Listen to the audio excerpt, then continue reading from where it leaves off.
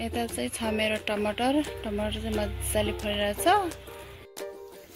यसमा चाहिँ बेला बेलामा पानी हालिरह्यो भने चाहिँ मजाले फल्छ। ओह 3 पात भेट्दैछ यसमा चाहिँ। Hello everyone, welcome to my YouTube channel. I hope हजुरहरू सबैजना आरामै हुनुहुन्छ र म पनि एकदम आरामै छु। लङ टाइमदेखि म भ्लग बनाउन सुरु गर्दैछु अनि अहिलेको बजिरहेछ 8:45। यता चाहिँ छ मेरो टमाटर चाहिँ मजाले फलिरहेछ। यहाँ सबै यो टमाटरको बोटहरू मैले यहाँनिर लगाइदिएको थियो। कति मजाले फलिरहेछ, रातो रातो हुने गरी एउटा दुईटा गर्दै टिप्दै तरकारीमा हाल्दै खाँदै गरिरहेछ। एकैचोटि टिप्यो भने फेरि सबै ओइलिने नराम्रो हुन्छ।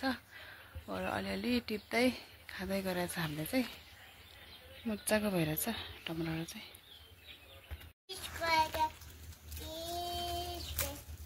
यो सिमी चाहिँ 12 मासै फल्ने सिमी हो।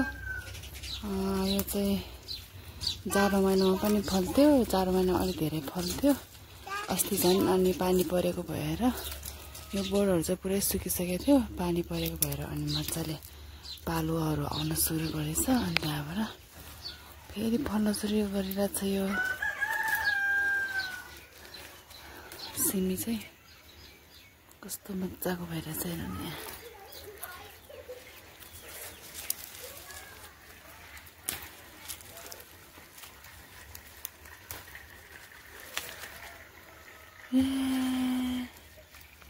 हेर्न सक्नुहुन्छ सिमी मेरो।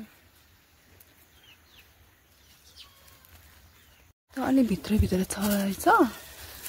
मसिनो भर्खर फलिरहेको। यो करीले चाहिँ मिठो हुन्छ कि यस्तो खाने हो खाना चाहिँ। अनि यता मुनि पनि देखाएको थियो। यहाँ पनि छ, मजाले फलिरहेछ अलिअलि।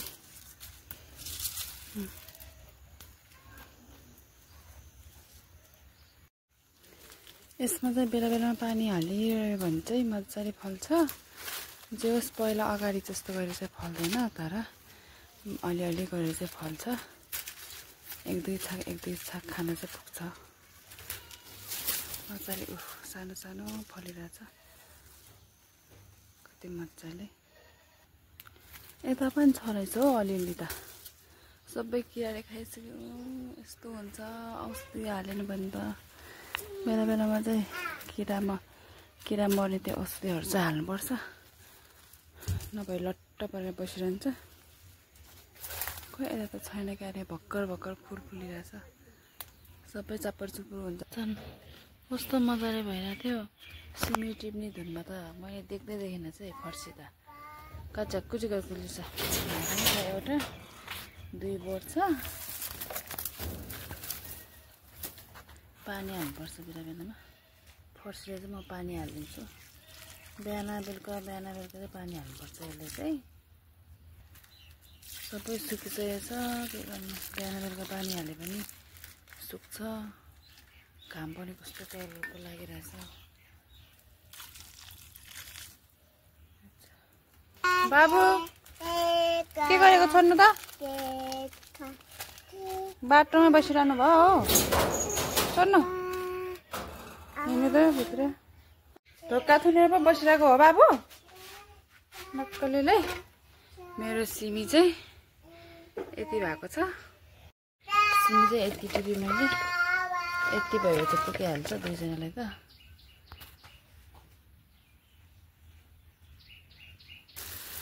हेलो साथीहरू, म चाहिँ लसुनमा पानी हाल्दैछु। लसुन पुरै सुकेर कस्तो भएको छ। यो घाममा बिहान बेलुका पानी हाले पनि कस्तो सुक्ने के, घामले सट्ट खाइदिन्छ। अनि त्यही भएर बिहानै बेलुकै हाल्नुपर्छ पानी चाहिँ। अनि यो लसुनको चाहिँ पोटी भर्खर डल्लो हुन थालेछ। अनि बल्ल अब गर्दा पानी हाल्दा अलि राम्रो भएको छ यो लसुन चाहिँ। अस्ति नै त सुकेर गएको थियो, अहिले अलि राम्रो भएको छ। अहिले चाहिँ मजाको भएको छ। अस्ति नै 2 दिन पानी परेर मजाको भएको छ लसुन चाहिँ। हेर्न सक्नुहुन्छ। अहिले चाहिँ अलिअलि यस्तो भएको छ भर्खर भर्खर डल्लो हुँदै आएको छ लसुन चाहिँ हेर्नु। अनि यता चाहिँ छ फर्सी। यो फर्सीमा चाहिँ बिस्तारै पानी हाल्नुपर्छ नभए यो जरासहित सबै जरा सबै जान्छ।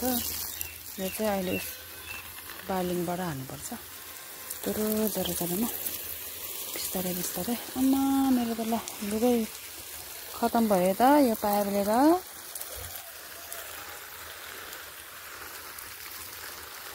यहाँ छ मेरो प्याज चाहिँ धेरै छैन, प्याज जम्मा 2 ट्याङ छ। सबै अब खतम भइहाल्यो प्याजहरू, सबै मरेर जम्मा यति भएको छ प्याज चाहिँ 2 ट्याङ मात्रै। अनि अलिअलि छ यहाँ खोर्सानीको बोट, पानी हाल्दा हाल्दा अलिअलि फुलेर अनि फलिरहेछ खोर्सानी पनि। पानी चाहिँ मजाले भिज्ने गरी हाल्नुपर्छ। जति भिज्ने गरी हाले पनि घामले सट्टै खाइहाल्छ, सुक्खा बनाउँछ। बिहान बेलुका पानी हाले पनि के गर्नु। अनि यहाँ चाहिँ काम हेर्नुहोस्, अहिले ठ्याक्कै 5 बज्यो। अहिले घाम यस्तो भइरहेछ मधुरो मजाको।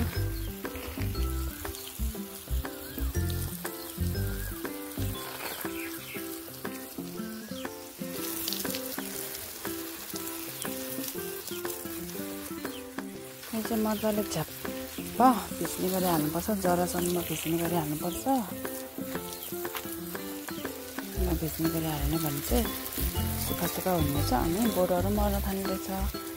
अनि हेर्नु सक्नुहुन्छ मेरो यहाँ चाहिँ टमाटर पनि मजाले फलिरहेछ। अनि यो टमाटर चाहिँ टिपेर खानु पर्ला भनेको, अरू पनि छ अलि उता टमाटर मजाले फलिरहेछ टमाटर चाहिँ रातो रातो हुने गरी। अनि यहाँ हेर्नु सक्नुहुन्छ यो चाहिँ धनिया हो, धनिया त पुरै हो फुलिरहेछ मजाले। यो सानो किरालाई के भन्छ गाइस कमेन्ट गरेर भन्नु है त। हामीले चाहिँ मिचिर भन्छ, मिचिर भन्छ यो उसको नाम चाहिँ, किराको नाम चाहिँ। अनि यता मजाले अब हाल्नु पऱ्यो, यसमा त हालिसक्यो, अलिअलि हाल्नुपर्छ। अनि यो कुना कुना साइडमा चाहिँ टमाटरको बिउ छरेको रोपेको छ। अनि टमाटरको उसमा पनि पानी हाल्नुपर्छ, बिउमा पनि मजाले भिज्ने गरी। अनि हेर्नु त साथीहरू यहाँनिर मैले चाहिँ खोर्सानीको बिरुवा हेर्नु त कति मजाको भइरहेछ। योभन्दा यसको डबल भएपछि चाहिँ अनि अरू ठाउँमा सार्नुपर्छ, रोप्नुपर्छ। यहाँ पनि छ एउटा 1 बोट फर्सी। अनि यो गाउँमा यसमा मैले अकबरेको खोर्सानी लगाएको थियो, यहाँ त उम्रिँदैन। के भयो खै, सँगसँगै लगाएको यहाँ चाहिँ उम्रिसक्यो, त्यहाँ चाहिँ नउम्रिने, पानी त सधैँ हालेर हो क्या अरे। के भयो खै।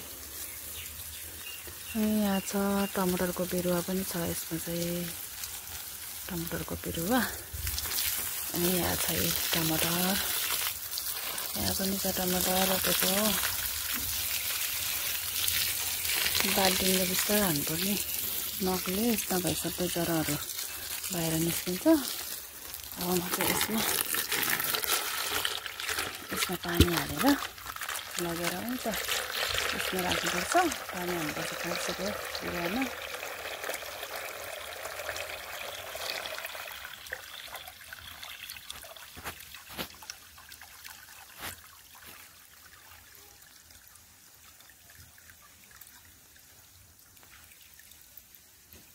फर्सी यतिमा फर्सी रोपेको छु, सबै उम्रिसक्यो। अब चाहिँ म बिस्तारै पानी हाल्छु।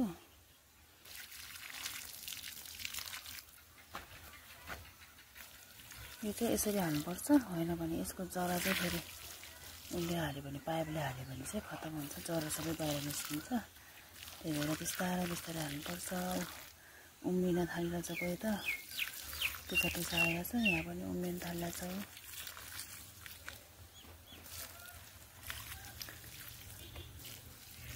बिस्तारै हाल्नुपर्छ होइन भने यो कलिलो छ नि त अनि सबै भाग्छ कि मजाले यसरी बिस्तारै बिस्तारै बिस्तारै गरेर हाल्नुपर्छ पानी चाहिँ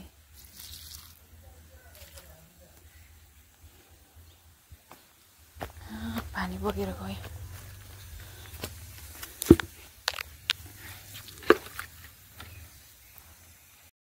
बाबु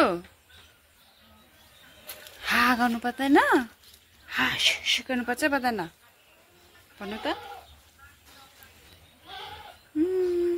बाबु आमा घाउ पाएको हेर्नु त्यहाँ निधारमा के भयो मेरो छोरालाई आया भयो बुङ भएको हो बाबु हो भन्नु आमा मेरो चाहिँ कस्तो आएको हो यो फेस त मैले चाहिँ यो लसुनमा पुरै पानी हालेर सकिसक्यो अनि यो प्याजमा पनि पानी हालेर सकिसक्यो अब चाहिँ अलिकति थोरै बाँकी छ के अरे फर्सीमा हाल्नलाई बिस्तारै हाल्नुपर्छ यसमा चाहिँ फर्सीमा चाहिँ पानी दिन बाद